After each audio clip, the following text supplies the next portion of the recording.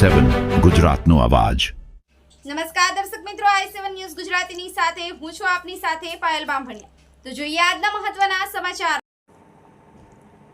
દેવગઢ બારિયા તાલુકાના police station વિસ્તાર સાગરામા ગામેથી નાતાલના તહેવારને ધ્યાનમાં રાખી અને પોલીસ પેટ્રોલિંગ દરમિયાન વાહનોનું ચેકિંગ કરતા ઓટો રિક્ષામાં લઈ જવાતો ભારતીય બનાવટી ઇંગ્લિશ દારૂ ₹3,02,000નો મુદ્દામાલ કબજે કરવામાં આવ્યો।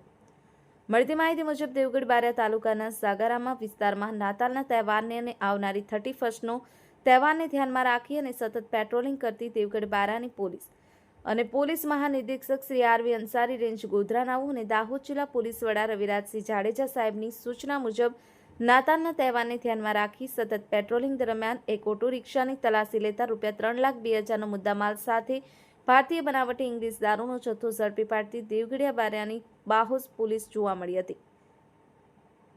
કવિનભાઈ વણકર સાથે વિરોલ, દેવગઢ બારિયા, i7 ન્યૂઝ ગુજરાતી, રમેશ સત્યની સાથે।